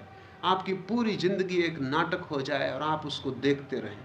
ये देखना ही सारी जिंदगी को बदल देगा। ये बड़ा क्रांतिकारी सूत्र है, देखने के द्वारा पूरी जिंदगी को बदल लेना। भागने के द्वारा कोई कभी नहीं बदलता। भागने से सिर्फ कमजोरी जाहिर होती है और भागे हुए आदमी की वासनाएं पीछा करती हैं। वो जहां भी चला जाए वासनाएं उसके पीछे होंगी। अब हम सूत्र को लें। और जो पुरुष अव्यभिचारी भक्ति रूप योग के द्वारा मेरे को निरंतर भजता है, वह इन तीनों गुणों को अच्छी प्रकार उल्लंघन करके सच्चिदानंद घन ब्रह्म में एक ही भाव होने के लिए योग्य होता है। तथा हे अर्जुन, उस अविनाशी पर ब्रह्म का और अमृत का तथा नित्य धर्म का और अखंड एक रस आनंद का मैं ही आश्रय हूं। पहली बात, जो पुरुष अव्यभिचारी भक्ति रूप योग के द्वारा, व्यभिचार का अर्थ है जहां मन में बहुत दिशाएं हो, जहां मन में बहुत प्रेम पात्र हो, जहां मन में बहुत खंड हो, विभाजित मन व्यभिचारी मन है। अव्यभिचारी भक्ति रूप का अर्थ है कि मन एक झूठ हो, इकट्ठा हो, एक ही धारा में बहे, एक ही दिशा की तरफ प्रवाहित हो, तो अव्यभिचारी है। संसार में हमारा मन बहुत तरफ बह रहा है। संसार में हम सभी व्यभिचारी हैं।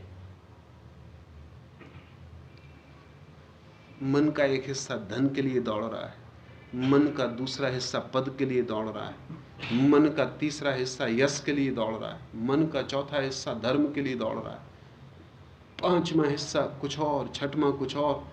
आपके भीतर एक भीड़ है और सभी अलग अलग भागे जा रहे हैं। इसलिए बड़ा द्वंद्व है और बड़ी कलह है, क्योंकि एक ही व्यक्ति को इतनी दिशाओं में भागना पड़ रहा है। जैसे एक ही बैलगाड़ी में हमने सब तरफ बैल जोत दिए, 8 दिशाओं में बैल जा रहे हैं, बैलगाड़ी कहां जाए? तो जब भी कोई बैल जरा ताकत ज्यादा लगा देता है, या दूसरा बैल थोड़ा ढीला और शिथिल होता है या विश्राम कर रहा होता है, या ज्यादा ताकत पहले लगा चुका होता और अब ताकत नहीं बचती, तो बैलगाड़ी को थोड़ी देर कोई पूरब की तरफ खींच लेता है।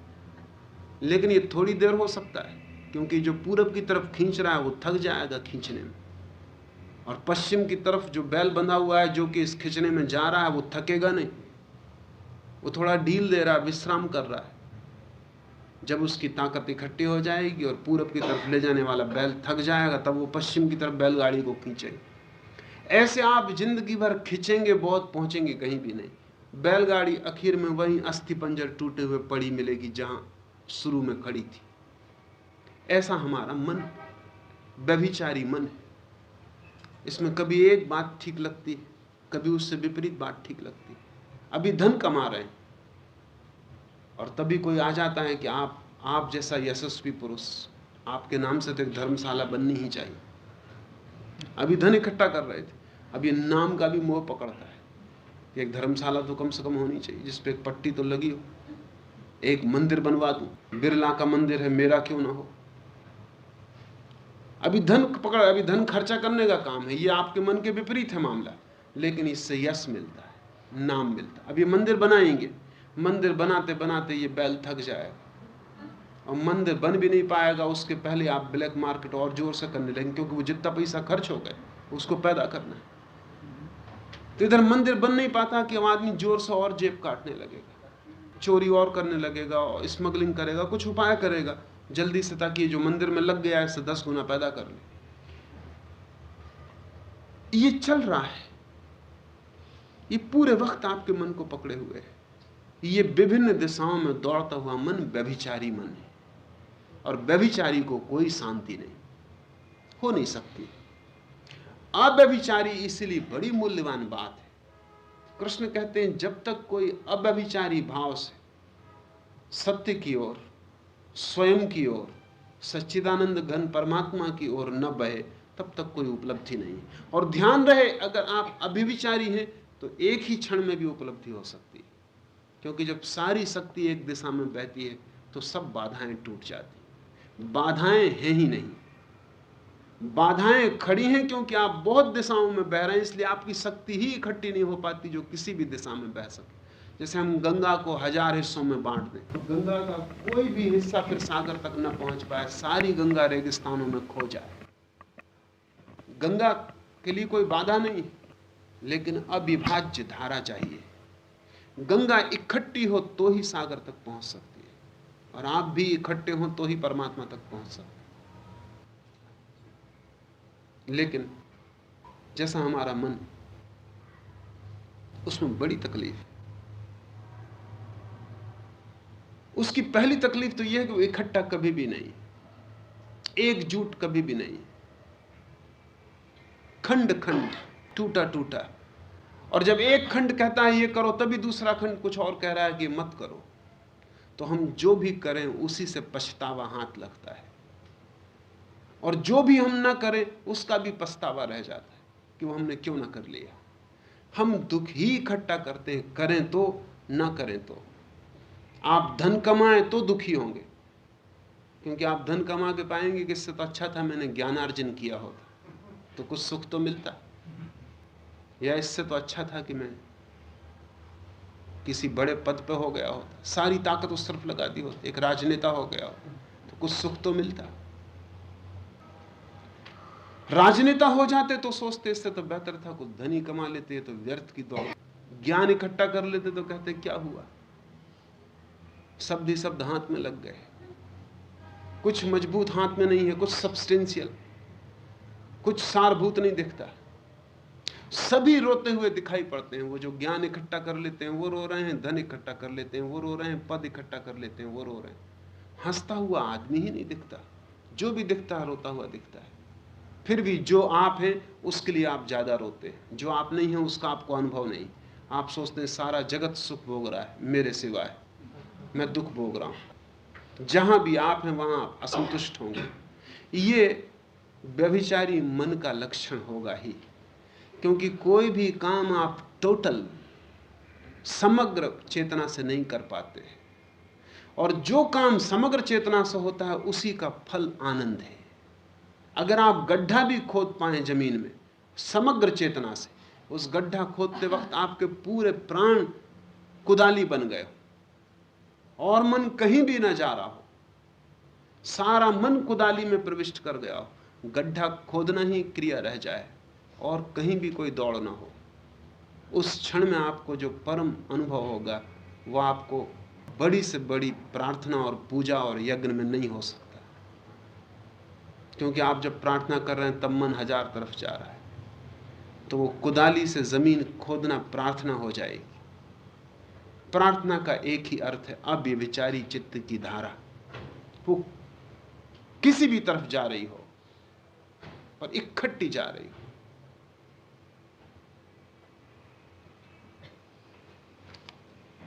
जो पुरुष अव्यभिचारी भक्ति रूप योग के द्वारा, अव्यभिचारी प्रेम के द्वारा मुझको निरंतर भजता है, जिसके मन में निरंतर अंतिम की खोज का स्वर बजता रहता है। भजता का अर्थ नहीं कि आप बैठ के राम राम राम राम कर रहे हैं, क्योंकि आपके राम राम करने का कोई मूल्य नहीं। जब आप राम राम कर रहे होते हैं तब भीतर आप और दूसरी चीजें भी कर रहे होते हैं। धीरे धीरे अभ्यास हो जाता है, राम राम करते रहते हैं और दूसरा हिसाब लगाते रहते हैं। राम राम ऊपर ऊपर चलता रहता है जैसा कि कोई और कर रहा हो, और भीतर सब हिसाब चलते रहते हैं, तो उसका कोई मूल्य नहीं है। भजने का अर्थ है, भजन बड़ी गहरी प्रक्रिया है। उसका अर्थ है मेरे रोए रोए रस की तरह कोई चीज डोलती रहे, उठूं बैठूं चलूं, बाकी एक एक स्मृति सजग ही रहे कि उस परम को उपलब्ध करना है, सत्य को खोज लेना है, मुक्ति को खोज लेना। ये कोई शब्द बने ये आवश्यक नहीं है, इनको कोई ऊपर के शब्दों में छिपाने की जरूरत नहीं है। ये भीतर का भाव रहे, इसलिए इसे भक्ति कहेंगे। भक्ति का अर्थ है भाव। ये भाव बना रहे, जैसे मां घर में काम कर रही हो, चौके में काम कर रही, पर उसका छोटा बच्चा घूम रहा है कमरे में, वो सब काम करती रहती है लेकिन उसका भाव बच्चे की तरफ लगा रहता है। वो कहाँ जा रहा है, वो क्या कर रहा है, वो गिर तो नहीं जाएगा, वो कोई गलत चीज तो नहीं खा लेगा, वो कोई चीज गिरा तो नहीं लेगा अपने ऊपर। वो सब काम करती रहेगी लेकिन उसका अचेतन प्रवाहित रहेगा बच्चे की तरफ। मनोवैज्ञानिक कहते हैं कि तूफान भी आ जाए, आंधियां बह रही हों, माँ की नींद नहीं खुलती, लेकिन उसका बच्चा जरा सी आवाज कर दे रात, उसकी नींद खुल जाती। तूफान चल रहा है, उससे उसकी नींद नहीं टूटती, लेकिन बच्चे की जरा सी आवाज कि उसकी नींद टूट जाती। जरूर कोई भाव गहरे में नींद में भी साख रहा है। मनोवैज्ञानिकों ने बहुत से अध्ययन किए, उसमें एक अध्ययन बड़ी कीमती है। अभी स्टैनफोर्ड यूनिवर्सिटी में वो एक प्रयोग करते हैं और उस प्रयोग से भारत की बड़ी पुरानी खोज सिद्ध होती। मुझसे भी लोग पूछते हैं, तो मैं वही प्रयोग उनको स्मरण दिलाता हूँ। मुझसे लोग पूछते हैं, आप अपने सन्यासी को कहते हैं स्वामी और अपनी सन्यासिनी को कहते हैं माँ, ऐसा क्यों? सन्यासिनी को माँ क्यों और सन्यासी को स्वामी क्यों? या तो उसको भी स्वामिनी जैसा कोई शब्द दें, या सन्यासी को भी पिता क्यों नहीं? स्टैनफोर्ड में अभी भी एक प्रयोग हुआ जो बड़ा सोचने जैसा है।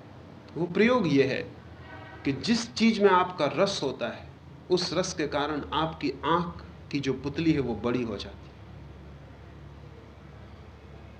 अगर आप कोई किताब पढ़ रहे हैं जिसमें आप बहुत ज्यादा रस पा रहे हैं, तो कमरे में बिल्कुल भी कम से कम प्रकाश हो तो भी आप पढ़ पाएंगे, क्योंकि आपकी आंख की पुतली बड़ी हो जाती है, आपकी जिज्ञासा के कारण, आपके रस के कारण। और अगर आपको किताब में रस नहीं तो कमरे में प्रकाश भी पूरा हो तो भी आपको धुंधला धुंधला दिखाई पड़ेगा, क्योंकि रस नहीं होता तो आंख की पुतली छोटी हो जाती। आंख की पुतली 24 घंटे छोटी बड़ी होती। जब आप बाहर जाते हैं धूप में तो पुतली छोटी हो जाती, क्योंकि उतनी धूप को भीतर ले जाने की जरूरत नहीं है, कम से काम चल जाता है। जब आप बाहर से भीतर आते हैं तो पुतली बड़ी होती, क्योंकि अब ज्यादा रोशनी भीतर जानी चाहिए। इसीलिए एकदम से धूप में आने पर आपको कमरे में अंधेरा मालूम पड़ता है, क्योंकि पुतली छोटी रहती। थोड़ी देर लगेगी तब पुतली बड़ी होगी, फिर कमरे में प्रकाश हो जाएगा। आपकी पुतली बिल्कुल छोटी बड़ी होकर प्रकाश को कम ज्यादा भीतर ले जाती। स्टैनफोर्ड में उन्होंने एक प्रयोग किया कि अगर पुरुषों को कोई भी चीज सबसे ज्यादा आकर्षित करती तो नग्न स्त्री के चित्र, नग्न स्त्री का चित्र सामने आएगा, उनकी आंख की पुतली एकदम बड़ी हो जाती। वो उनके बस में नहीं। आप कोशिश करके धोखा नहीं दे सकते, क्योंकि आप पुतली को कुछ नहीं कर सकते, न छोटी कर सकते न बड़ी कर सकते। नंगा चित्र स्त्री का सामने आपकी पुतली एकदम बड़ी हो जाती। लेकिन बड़े मजे की बात है कि नंगे पुरुष का चित्र देख के स्त्री की पुतली बड़ी नहीं होती, लेकिन एक छोटे बच्चे का चित्र देख के एकदम बड़ी हो जाती। छोटा बच्चा और स्त्री की पुतली एकदम बड़ी हो जाती। जैसे मां होना उसकी सहज गति, पुरुष की सहज गति पिता होना नहीं, पति होना, स्वामी होना सहज गति। तो कोई पुरुष किसी स्त्री को इसलिए विवाह नहीं करता कि पिता बनेगा, सोचते ही नहीं। बनना पड़ता ये दूसरी बात है, न बने तब तक पूरी चेष्टा करता है। लेकिन स्त्री जब भी सोचती है तो वो पत्नी बनने के लिए नहीं सोचती, वो मां बनने के लिए सोचती है। और जब वो किसी से प्रेम भी करती तो उसको जो पहला ख्याल होता है वो यही होता है कि इससे जो बच्चा पैदा होगा वो कैसा होगा। उसकी जो गहरी आकांक्षा है वो मां की। इसलिए मैं अपनी सन्यासियों को मां कहता हूं क्योंकि वो उनकी पूर्णता का अंतिम शब्द है, और पुरुष को स्वामी कहता हूं क्योंकि पति, मालिक होना उसकी आखिरी खोज है। वो अपना जिस दिन मालिक हो जाएगा उसकी खोज पूरी होगी, और स्त्री की खोज उसी दिन पूरी होगी जिस दिन सारा जगत उसे बेटी की तरह मालूम पड़ने लगे, सारा अस्तित्व उसे बेटी की तरह मालूम पड़ने लगे, सारे अस्तित्व उसमें मातृत्व जग जाए। भाव का अर्थ है जिस दिशा में आपकी अचेतन धारा सहज बहती है। मां स्त्री का भाव है, स्वामित्व पुरुष का भाव है। वो कुछ भी करे, वो चाहे धन इकट्ठा करे तो स्वामी होना चाहता है, बड़े पद की तलाश करे तो स्वामी होना चाहता है, त्याग करे तो स्वामी होना चाहता है। वो कुछ भी करे, उसकी खोज एक है कि वो मालिक हो जाए, चीजों पर उसका कब्जा हो। वो अपनी भी खोज में निकले तो भी स्वामी होना चाहता है। भाव हम उसको कहते हैं जिसको आपको सोचने की जरूरत नहीं पड़ती, जो आपके अचेतन में एक परत की तरह सदा बना हुआ है। आप कुछ भी करें वो मौजूद है। अव्यभिचारी भाव का अर्थ है परमात्मा का ख्याल, स्मृति, वो खोज की धुन आपके भीतर बजती रहे। आप कुछ भी करें, करना ऊपर ऊपर हो, वो धुन भीतर बजती ही रहे, तो आपका सारा करना उसका भजन हो जाए। और आप उसका भजन करते रहें और भीतर कोई और धुन बजती रहे, वो बेकार है, उसका कोई भी मूल्य नहीं। मुल्ला नसरुद्दीन एक रईस के घर नौकर हुआ लखनऊ में। तो जैसा कि लखनऊ के रईसों का रिवाज था, पहले ही दिन नसरुद्दीन को कहा गया, महफिल बैठी, रात 10-20 रईस इकट्ठे थे कि नसरुद्दीन हुक्का भर ला। नसरुद्दीन हुक्का भर लाया, लेकिन एक के सामने रखे वो कहे किबला आप ही शुरू करें, दूसरे के सामने रखे वो कहे किबला आप शुरू करें। 3 दफा वो भर भर के लाया, हुक्का बुझ जाए और किसी ने एक निवाली भी न ली। चौथी दफा वो भर के लाया, बीच में बैठ कर उसने हुक्का गुड़गुड़ाना शुरू कर दिया। तो जो मालिक था वो एकदम क्रोध से भर गया। उसने कहा कोई है इस बदतमीज को 25 जूते लगाओ। नसरुद्दीन ने कहा किबला आप ही शुरू करें, आपसे शुरू करें, वहीं से शुरू करें।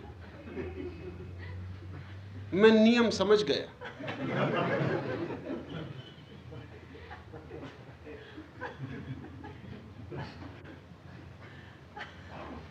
आपको आपके मन में नियम को ठीक से समझ लेना चाहिए। क्या नियम है? नियम यह है कि जो ऊपर चल रहा है वो सार्थक नहीं है, जो भीतर चल रहा है वो सार्थक है।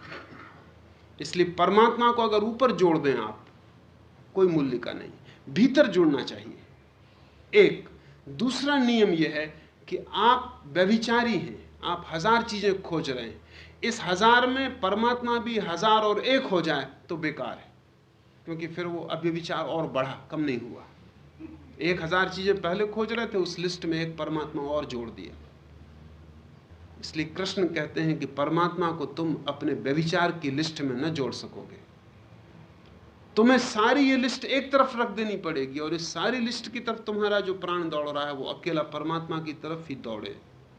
तुम कुछ भी करो, लेकिन सब करना तुम्हारा भजन बन जाए, तुम भोजन भी करो तो तुम्हें यह ख्याल रहे कि जैसे तुम्हारे भीतर छिपा परमात्मा भोग ले रहा है। तुम स्नान करो तो तुम्हें ख्याल रहे कि तुम्हारे भीतर छिपा परमात्मा स्नान कर रहा है। तुम उठो बैठो तो तुम्हें ख्याल रहे कि परमात्मा उठता है और बैठता है। ये धुन इतनी गहरी हो जाए कि ये अव्यभिचारी हो जाए, इसमें दूसरे का ख्याल न रहे, तो ही। इसी रईस के संबंध में मुझे एक घटना और ख्याल आती है। नया नया रईस था, नौ रईस जिसको कहते, और नसरुद्दीन को नौकरी पर लगाया था। तो उसने कहा कि नसरुद्दीन एक बात ख्याल रखना, रईस का घर है और यहां सब चीजें दिखावे की हैं, यहां वास्तविक होने की जरूरत नहीं है, लेकिन दिखावा भरपूर होना चाहिए। तो अगर मैं कहूं कि नसरुद्दीन शरबत ले आ, तो तू पहले पूछना, हुजूर कौन सा, गुलाब कि अनन्नास कि बादाम, केवड़ा, खस, कौन सा हुजूर?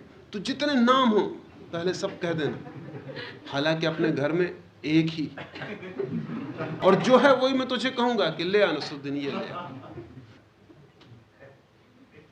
दूसरे दिन ही कुछ मित्र आ गए और रईस ने कहा कि नसरुद्दीन पान ले आ।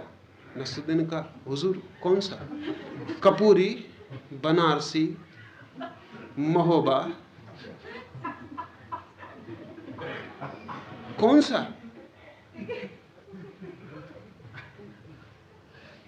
पान बुलाया गया, जो पान घर में था। मित्रों ने लिया, मित्र बड़े अनुग्रहित हुए। चलते वक्त कहने लगे रईस से कि बहुत दिन बाद आए, आपके पिताजी के दर्शन नहीं हुए, उनको बुलाएं। रईस ने कहा कि नसरुद्दीन पिताजी को बुला ला। नसरुद्दीन ने कहा कौन से पिताजी? इंग्लैंड वाले, अमेरिका वाले, जर्मनी वाले के घरेलू स्वदेशी?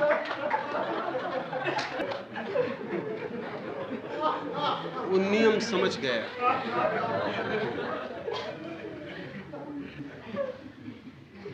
आदमी की दोहरी परतें, एक परत वो जो दिखाने के लिए निर्मित किया है, और एक वो जो है।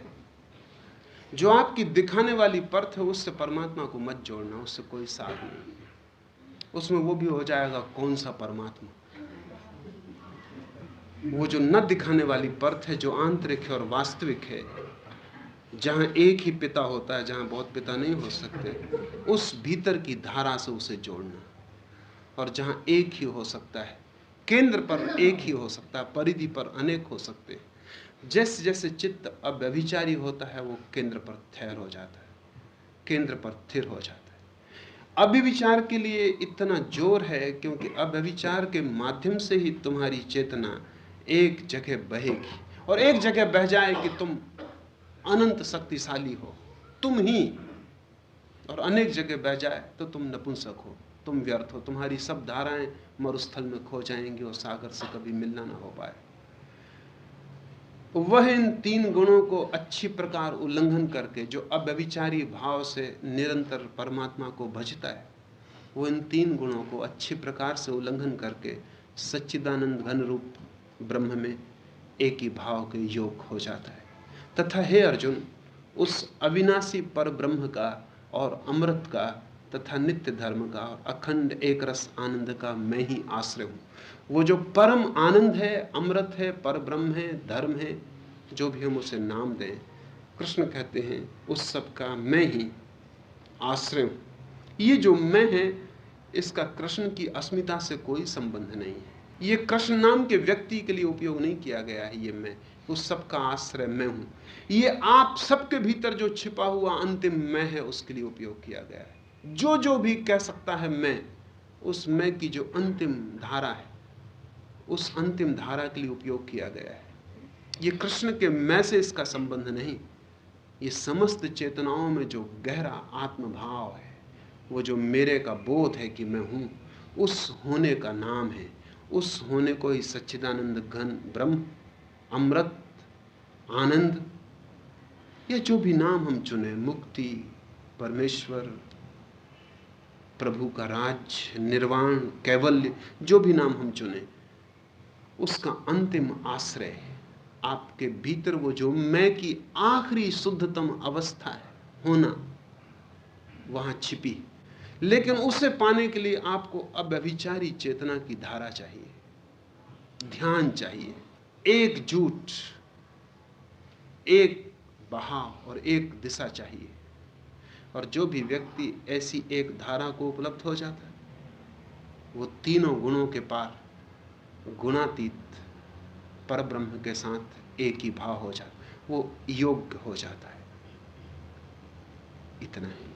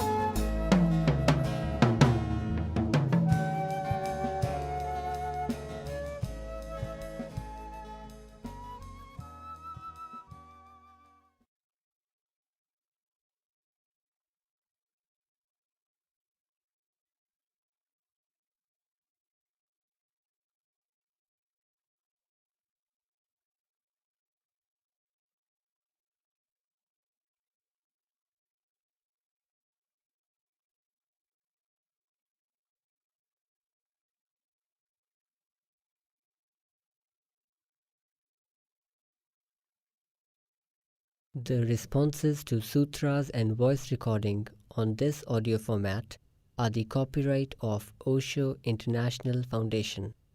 Copyright dates 1953 through 2003. All rights reserved. Reproduction in any media is prohibited. सूत्रों पर दिए गए संबोधन और ऑडियो माध्यम में मुद्रित आवाज़ पर ओशो इंटरनेशनल फाउंडेशन के कॉपीराइट हैं। कॉपीराइट 1953 से 2003, सर्वाधिकार सुरक्षित। किसी भी माध्यम में रिप्रोडक्शन अर्थात पुनर्निर्माण निषिद्ध है।